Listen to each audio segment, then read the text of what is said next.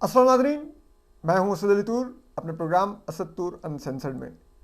आज हम आपको दो बड़ी खबरें देंगे और अंदर की खबर बताएंगे कि पीटीआई के रहनुमा फवाद चौधरी, जो साबिक पीटीआई रहनुमा थे, अब इस्तेकाम पाकिस्तान पार्टी और कहीं बीच में ही लटके हुए थे, वो क्यों गिरफ्तार हुए, इसके पस पर्दा कहानी क्या है। इसके अलावा हम आपको ये भी बताएंगे कि पीटीआई दौरे हुकूमत में जो स्पीकर कौमी असम्बली थे असद कैसर साहब, वो भी क्यों गिरफ्तार हुए गुज़िश्ता रात। वैसे तो कहा जा रहा है कि कोई उनके खिलाफ करप्शन का मुकदमा है, लेकिन मामलात कुछ और भी हैं और बड़े गंभीर हैं। ये जो अंदर की कहानी आज हम आपको देंगे। देखिए, चलिए फवाद चौधरी साहब से आगाज़ लेते हैं।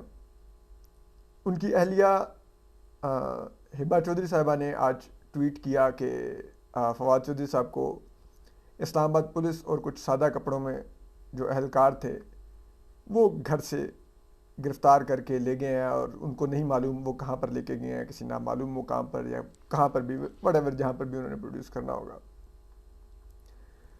तो अब ज़ाहिरी बात है, फवाद चौधरी साहब पीटीआई भी छोड़ चुके हैं और जिसे कहते हैं अब कहीं इस्तेकाम पाकिस्तान पार्टी उन्होंने उस तरह से फॉर्मली ज्वाइन नहीं की, लेकिन ज़ाहिर बात है उसी के अभी तक वो उनके एक उसमें लाहौर में इजलास में शरीक भी हुए थे।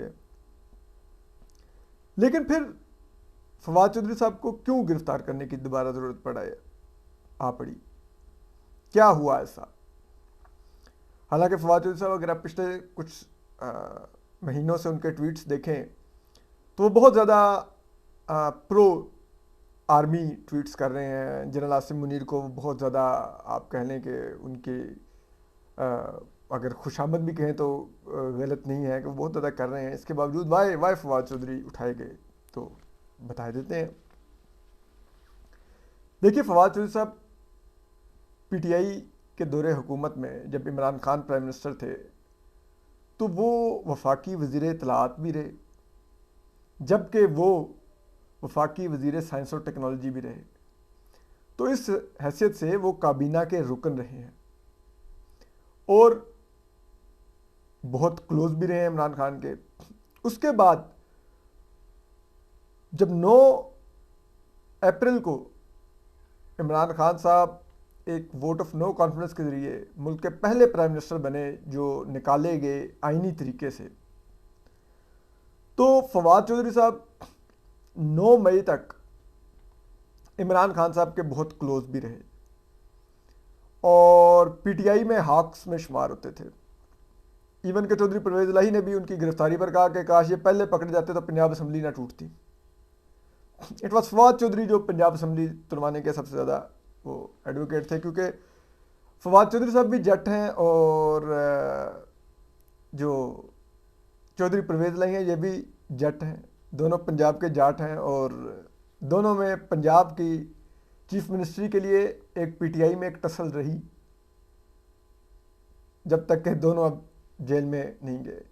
लेकिन उससे बढ़ के जो चीज़ फवाद चौधरी साहब की इस दफ़ा गिरफ्तारी की वजह बनी है वो ये है कि अब जारी बात है, मिलिट्री एस्टेब्लिशमेंट इमरान खान साहब के खिलाफ केसेस पर काम तेज़ कर चुकी है, ठीक है। और वो जो केसेस पर काम तेज़ हुआ है वो अब मज़ीद उसने, जिसे कहते हैं ना, वो तेज़ होना है वो इसलिए कि अब इलेक्शन की डेट भी आ गई है 8 फरवरी और चीफ जस्टिस काजी फाइसा ने कहा है कि ये पत्थर पर लकीर है, ये डेट, इससे कुछ इधर उधर नहीं होने देंगे। और उन्होंने इसीलिए सदर, इलेक्शन कमीशन, वफाकी हुकूमत, चारों सूबाई हुकूमतों के एडवोकेट जनरल सबको कोर्ट रूम के अंदर सबसे अंडरटेकिंग ली कि 8 फरवरी को इलेक्शन होंगे। तो अब जाहिर बात है, वटेवर इमरान खान साहब जेल में हैं, ठीक है, और उनको तोशा खाना के बाद अब साइफर केस में भी सज़ा यकीनी दिखाई दे रही है। लेकिन पीटीआई उस तरह से कमज़ोर नहीं हो पाई, बावजूद उसके कि इतने लोगों को उठाया गया, मिलिट्री एस्टेब्लिशमेंट ने उठाया, सेफ हाउसेस में रखा, चिल्ले कटवाए, फिर प्रेस कॉन्फ्रेंसेस करवाई, किसी को ले जाके टीवी चैनल्स में इंटरव्यू करवाए, कि पीटीआई नहीं कमज़ोर हो रही। पीटीआई का वोट बैंक इस टाइम बूम कर रहा है। तो मज़ीद पीटीआई को ये सख्त मैसेज देने के लिए, पीटीआई के वोटर को, कि आप अगली दफ़ा नहीं आने जा रहे इक़्तिदार में, घर बैठिए, टाइम मत वेस्ट कीजिएगा। इक़्तिदार में आके इमरान खान की वापसी नाकाबिले कबूल है और किसी सूरत नहीं होगी। उसके लिए इमरान खान साहब को मज़ीद केसेस में भी सज़ा, जैसे कहते हैं ना, मिलिट्री एस्टेब्लिशमेंट को अब ज़रूरत है। तो अब एक तो रह गया अल-कादिर ट्रस्ट केस का मामला। अब उसमें इमरान खान साहब की काबीना में जिन लोगों ने अल-कादिर ट्रस्ट केस के लिए, वो जो मलिक रियाज, जो पाकिस्तान का सबसे बड़ा कब्ज़ा माफिया, चोर और हराम की कमाई करने वाला है, उसके जब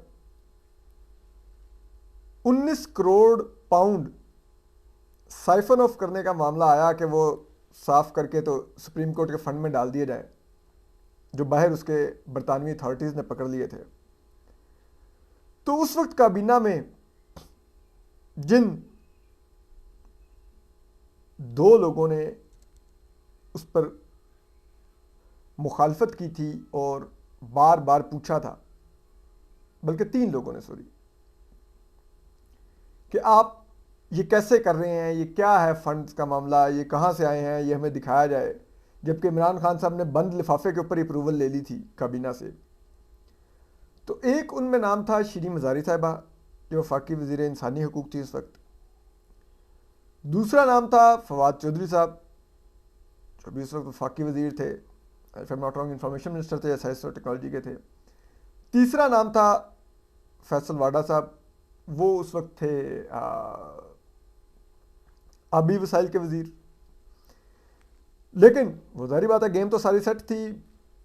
बुशरा बीबी ने मुबैना तौर पर हीरे की अंगूठियाँ ली हुई थी, फराह गोगी ने अलग पैसे खाए हुए थे, खान साहब ने अलग पैसे खाए हुए थे मुबैना तौर पर इन सब ने, तो और शहजाद अकबर अलहदा लंदन में जा जाके मलिक रियाज से मीटिंगें करके अपने मामला सेट कर चुके थे।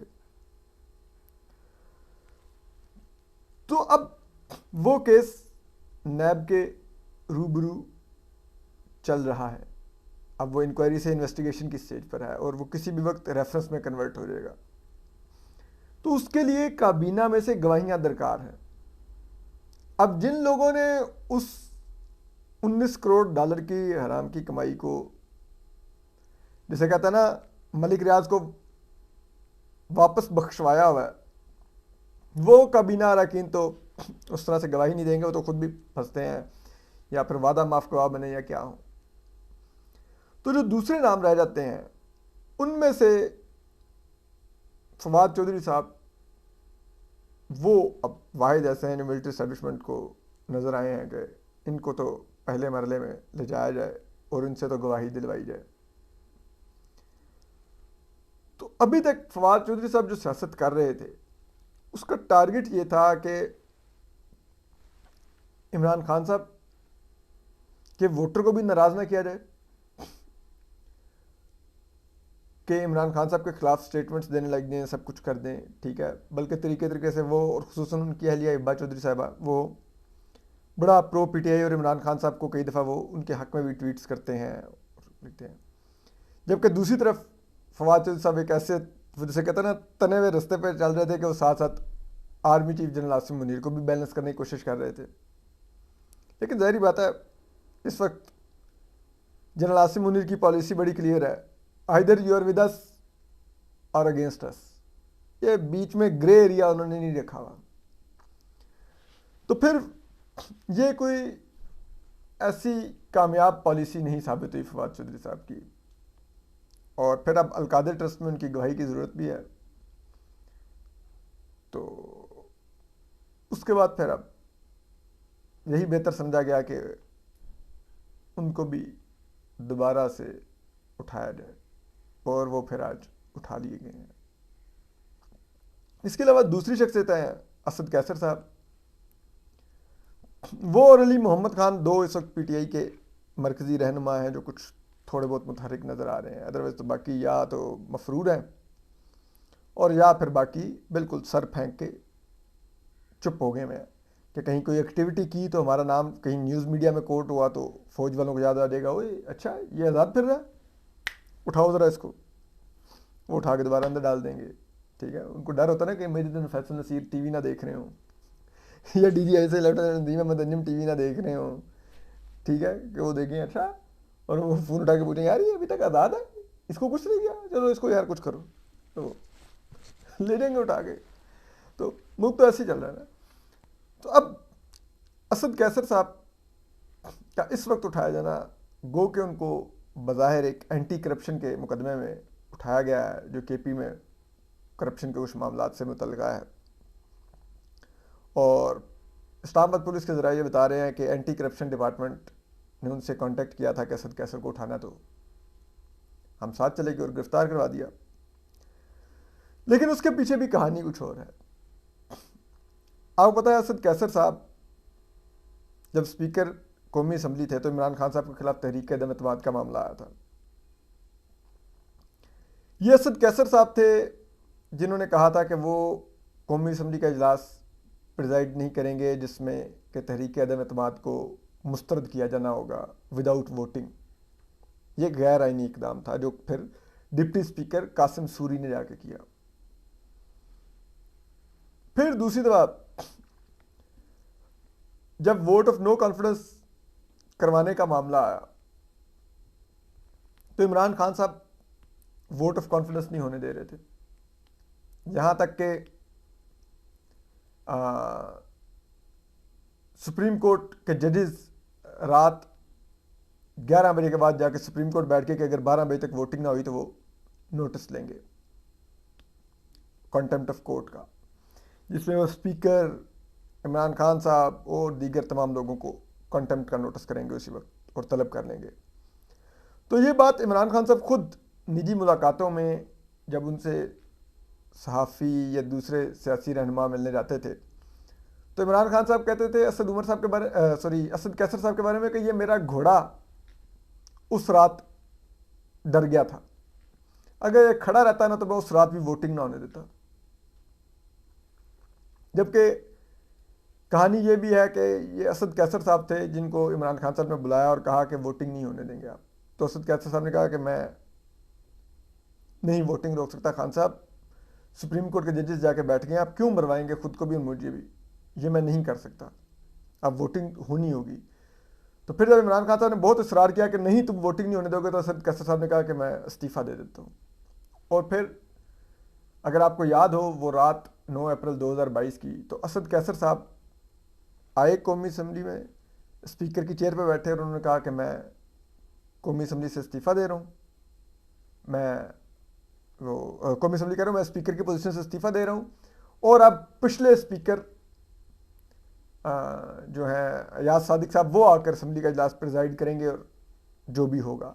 तो फिर अयाज सादिक साहब बने थे स्पीकर और फिर असम्बली में वोटिंग हुई थी जिसमें इमरान खान साहब हार गए थे और प्राइम मिनिस्टरशिप से निकाले गए थे। तो असद कैसर वो वीक लिंक है।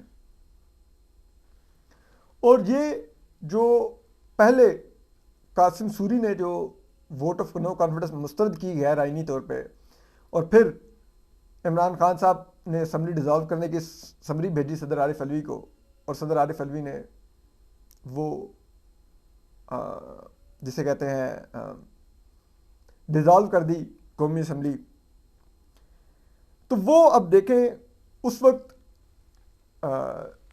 जो सुप्रीम कोर्ट ने जब रिस्टोर की कौमी असम्बली और कहा कि जी वोट ऑफ कॉन्फिडेंस होगी, नो कॉन्फिडेंस होगी, तो उस वक्त जो चीफ जस्टिस उमर बंदयाल साहब का बेंच था उसने सिर्फ असम्बली रिस्टोर की, वोटिंग का ऑर्डर दिया कि 9 अप्रैल को करेंगे, लेकिन उस बेंच में से एक बेंच के रुकन ने अपने इजाफी नोट में जस्टिस मज़हर आलम मियाँ खेल थे जो रिटायर हो चुके हैं अब, उन्होंने लिखा था कि ये आर्टिकल 6 लगता है इस कार्रवाई के ऊपर, लेकिन ये वो बेंच के ऊपर छोड़ते हैं कि वो आर्टिकल 6 लगाना चाहते हैं कि नहीं।